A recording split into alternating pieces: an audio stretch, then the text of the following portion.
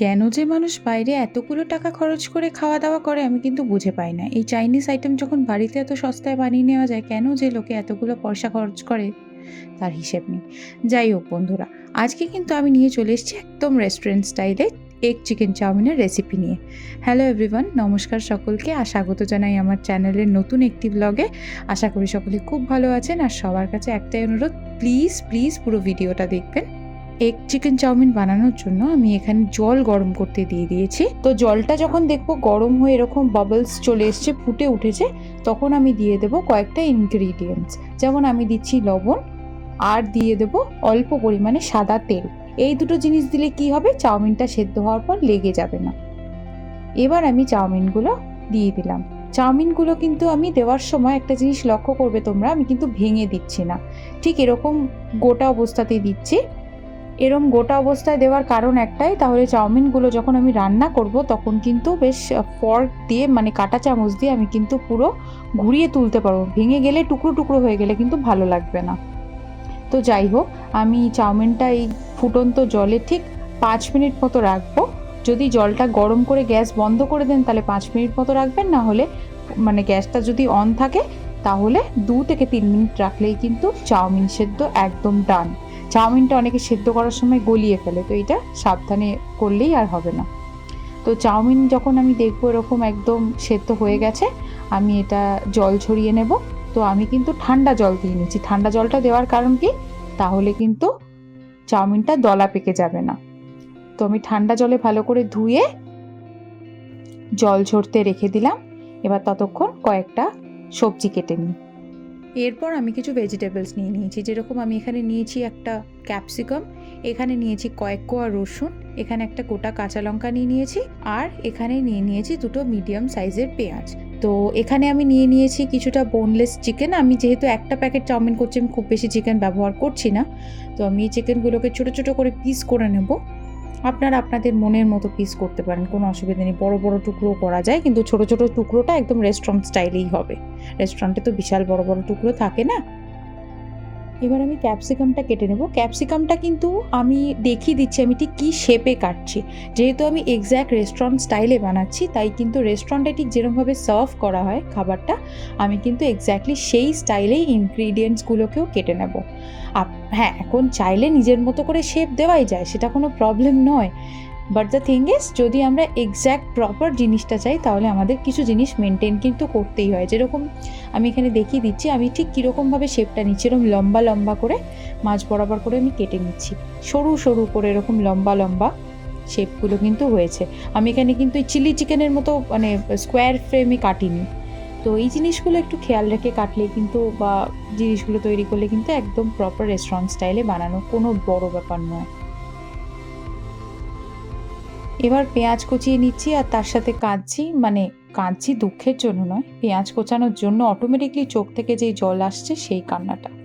মানে মনে দুঃখ হোক আনন্দ হোক যাই হোক, পেঁয়াজ কাটার সময় কিন্তু দুটোই একদম পুষিয়ে করে নেওয়া যায়। মানে মনে দুঃখ হলেও পেঁয়াজ কাটতে কাটতে কেঁদে ফেলা যায়, মনে আনন্দ হলেও পেঁয়াজ কাটতে কাটতে কেঁদে ফেলা যায়। মানে পেঁয়াজ কাটার সাথে কান্না ফ্রি। যাই হোক, অনেক বকবক করেছি, পেঁয়াজ কাটা আমার এখানে ডান। ঠিক একইভাবে আমি রসুনগুলোকে একদম ঝিরিঝিরি করে কুচিয়ে নিচ্ছি। এখানে কিন্তু রসুন বাটা কখনোই ব্যবহার করতে তোমরা যেও না, এখানে কিন্তু রসুন কুচিটাই ব্যবহার করা হয়, এক্স্যাক্ট ওই মানে অ্যারোমাটা আসে। এবার কাঁচা লঙ্কাটা বেঁচে আছে, এটাকেও কুচিয়ে নিই। তো এটাকে আমি ছোটো ছোটো করে, আমি খুব একটা ঝাল আমি দিচ্ছি না আজকে। যদি তোমাদের মনে হয় ঝাল বেশি দেবে তাহলে কাঁচা লঙ্কা অনেক বেশি ব্যবহার করতে পারো। যেহেতু আমি গোলমরিচ দেবো তাই কাঁচা লঙ্কা বেশি দিলাম না।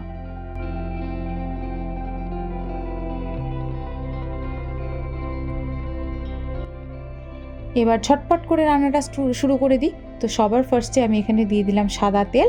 এবার আমি একটা গোটা ডিম ভেজে নিচ্ছি।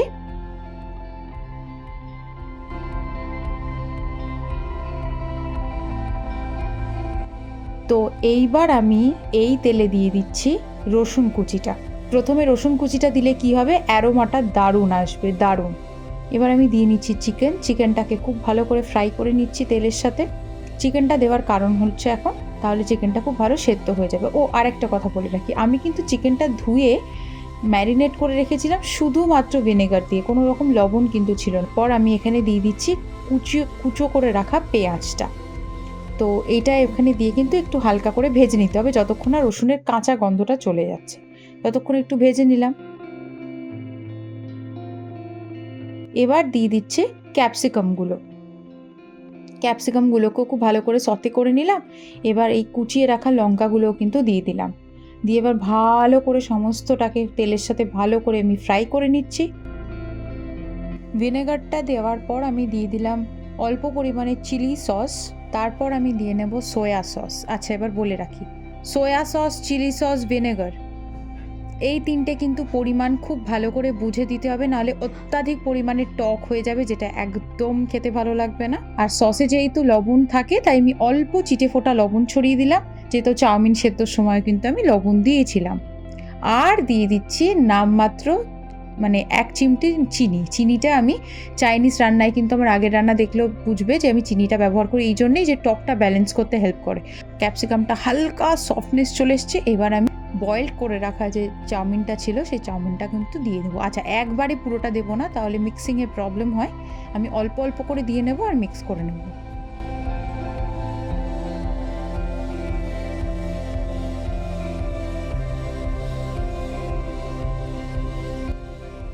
এই যে আমার 1 রাউন্ড মিক্সিং ডান, আবার আমি অল্প একটু দিয়ে দিলাম, আবার আমি মিক্স করে নিচ্ছি।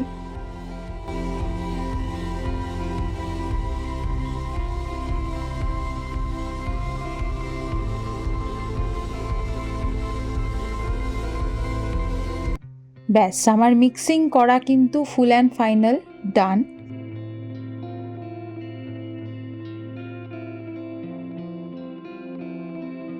এইবার আমি যে ডিমের ঝুড়িটা করে রেখেছিলাম, ডিমের ভুজিয়া, তো সেটাও ছড়িয়ে নেব। যাই হোক, তাহলে যেরকমটা স্টার্টিংয়ে বলেছিলাম, restaurant style egg chicken chowmein এখন বাড়িতে খুব সস্তায় আর খুব তাড়াতাড়ি বানিয়ে নেওয়া যাবে, শুধু জানতে হবে অ্যাকচুয়াল ফর্মটা কিভাবে করতে হয়। তো আমি দেখিয়ে দিলাম। আশা করি সকলের ভিডিওটা খুব ভালো লেগে থাকবে, কারণ খারাপ কিছু কিন্তু আমি দেখাইনি, নিজের স্বার্থের বাইরে চেষ্টা করেছি তোমাদের সাথে একটা ভালো ভিডিও শেয়ার করার জন্য। তাই তোমাদের থেকে আমার একটা এক্সপেকটেশন, একটাই অনুরোধ, প্লিজ পুরো ভিডিওটা দেখো, আমায় কমেন্ট করে জানিও। আমার যদি কোথাও ভুল ত্রুটি হয় প্লিজ সেটাও কমেন্টে জানিও, আর যদি ভালো লাগে প্লিজ সেটাও কমেন্টে জানিও। আমার কমেন্ট পড়তে সত্যিই খুব ভালো লাগে।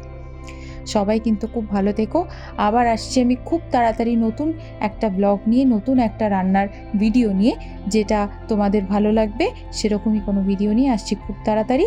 তো ততদিনে খুব ভালো থেকো। তো টিল দেন, বাই।